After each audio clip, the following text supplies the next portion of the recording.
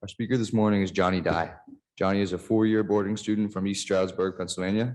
He's the co-captain of the fencing team and a member of the orchestra and Hilltones. He's the proud roommate of Kyle Murray. Johnny? Thanks, Wes. I know that guy. Good morning, Hill School. In a few short weeks, I will be departing from the Hill School to a life I've yet to know. What's on the other side? New friends, passions, adventures. How will I change? Who am I and who will I become?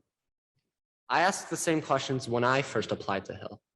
So, to find some answers, I'd like to revisit my past, starting on a plane 4 years ago. The jets are burning, the ground is shaking, and my future is prophesized in a few emails sitting in my hands. I'm ready. Where will I go? I look at my Gmail to see that the decision letter for my top choice school is awaiting me. A ticket to paradise, to a higher life, to approval. Said Paradise is a prestigious world-class boarding school just outside of the Philadelphia metropolitan area, featuring impressive architecture, unrivaled academics, a great fencing program, and an amazing, welcoming faculty.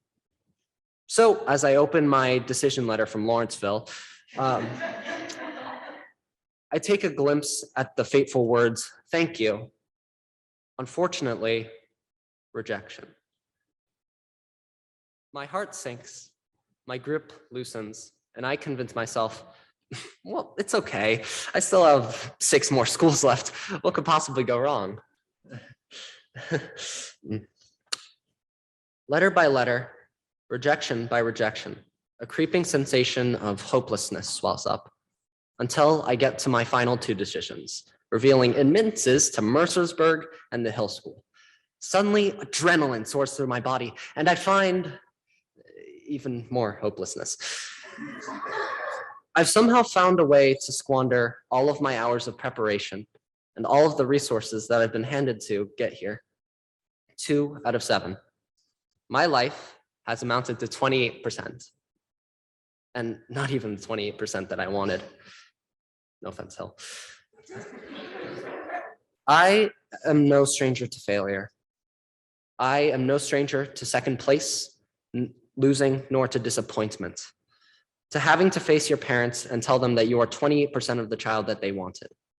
And all of the weight of living to their perceived standards bearing down on you, the standards of not only them, but every member of their culture, of my culture. My culture is that of being Asian American. And to be Asian American, to me, is somewhat of an oxymoron. I can never be 100% both. I did not get into Lawrenceville or Harvard. I don't have the perfect SAT, and I don't even speak my native language. Nor am I a fan of American football or really any sports, a subscriber to American traditions, or an avid follower to American politics. If I cannot meet the bare minimum of the expectations of my character and my ability, how can I control any aspect of my life? If I cannot control the basic principle of one's identity, how can I say that I know who I am? When other people think of me, they might think, oh, that's the chess guy, or oh, that's the fencing team co-captain, or God forbid, oh, that's that one theater kid. And while it's occasionally flattering to be accomplished for a poetry award or Spotify release, all of these perceptions of me converge into one insecurity of being split into pieces, of being seen as someone that I'm not. Sometimes I'd like to scream, I'm more than that, and prove that I'm more than the few things that they know about me. But then I realize that I don't actually know who I am. How can I know that I'm more when all I can think about is how less than I am, how much more I should be? I am more than I appear. I'm scared of disappointing anyone that I cross, so I become sycophantic to even a child, even to those that I do not respect, not to say that I don't respect children. I am insecure of my appearance and my intelligence, so I wear a mask and act blatantly idiotic, even though when it is not needed nor warranted.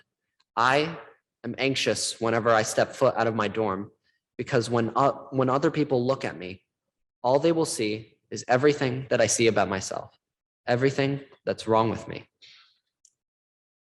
When my friends congratulate me, it's the most bittersweet feeling because I have just a little more proof that they like me for me, even though I know that I'm less than what they think. At the beginning of this talk, I told a lie. When I think of the life I've yet to know, I don't think of the new friends, the passions, the adventures that I might have. I've never really been that optimistic. I think about the disappointment my life will bring, the loved ones I will lose, the failure I am destined to become. 4 years after opening my high school decision letters, I read the cascading college admissions decisions pouring in over 3 months. Rejection, rejection, rejection, rejection, rejection, rejection. How many is it? Ooh, waitlist. Acceptance. I waded through 7 disappointments, 7 reminders that I failed, despite being served a chance at redemption for my previous mistakes. 12.5%. That was what my life has amounted to. The easy thing to do is to assign blame to the Hill School, to the limitations that it has set on my potential. I could blame college admissions. I could blame pure unluck. I could blame myself, but I'm not going to do that. Also because I probably wouldn't be able to get approved for this chapel talk. I may not have the same struggles as others. I may not have had to endure starvation because I didn't like the way I looked. I may not have had to walk through hell and gunfire just to get home. I may not have had to fight my own beliefs to realize that I've been keeping a secret about myself. But the thing we have in common, we experienced Hill together. Year by year, struggle through struggle, we share stories under the same sky and on the same grounds. These stories are us, and I'd like to take some time to share some us. These are my stories from Hill. It's a Saturday night, roughly 9 p.m.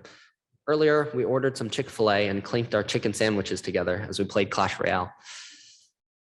Wow, that was a long time ago. Now it's about time that we get some fresh air. We walk down from the 3rd floor common room of Fehrenbach to the half bridge overlooking the Dell Pond. We sit on the barrier and look at the fountain in silence. Then we start talking about everything, namely the color of our skin. He talks about the struggles of being a person like us, how he feels overshadowed by our society merely because of the apparent commonalities he shares with the stereotype. I talk about the pressures of being someone like us, and he assures me that he knows what I'm talking about.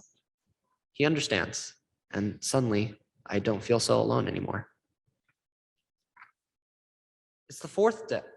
It's the day of the 4th form social, and we arrive at Dorney Park. People may not know this, but I'm terrified of roller coasters.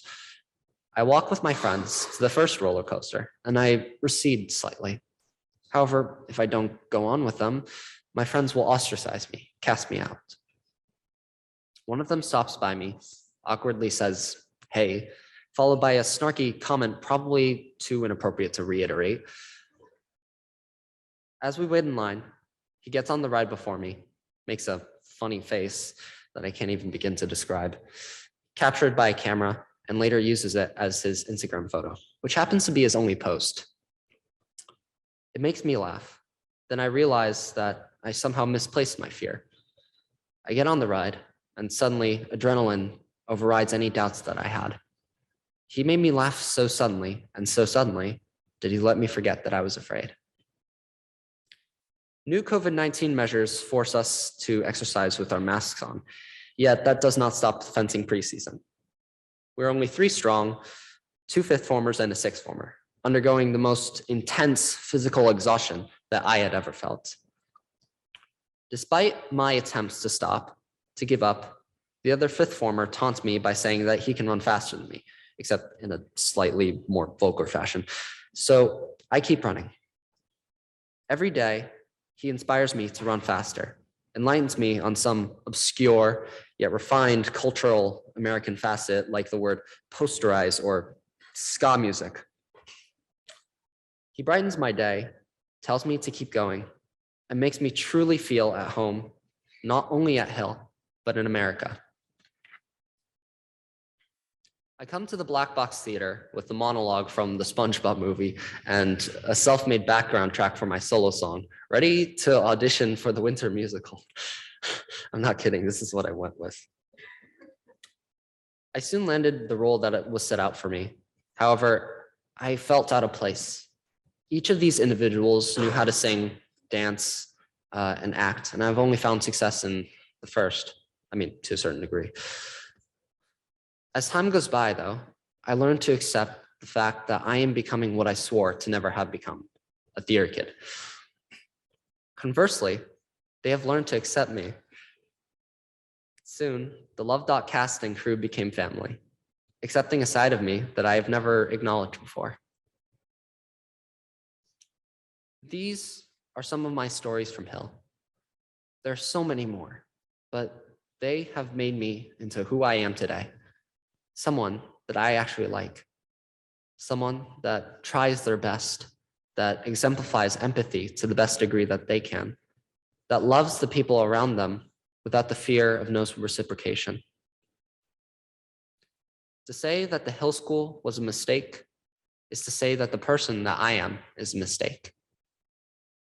Every artist, writer, STEM person, theater kid, athlete, musician, teacher, and student that I have met here has proven to me that I can be so many things and still be myself. I am 100% of myself, more than the 12.5% or 28% that I was bound to before, because each experience, each lesson, each mistake that I've made has led me here, a place that I like to be, a place where I can fail and be second place and lose without disappointing anyone. In a few short weeks, I will be departing from the Hill School to a life I've yet to know. What's on the other side? Disappointment, passion, adventure. How will I change? Who am I? I am a member of the Hill community. I am Asian American.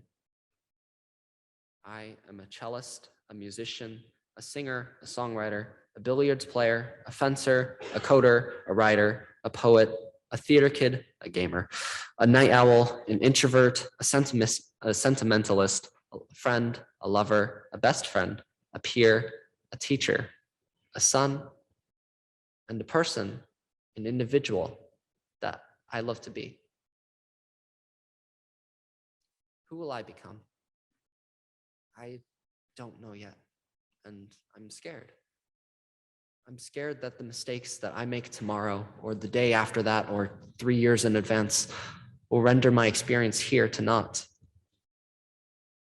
Whenever I feel that I have lost myself, I'll try to remember the person that I was now. I'll try to remember that regrets are what made me, me. The jets are burning, the ground is shaking, and my future is taking off into a tomorrow that is full of mistakes, full of loss, insecurities, and anxieties, driven by a pilot who knows these skylines and still chooses to fly in. Thank you.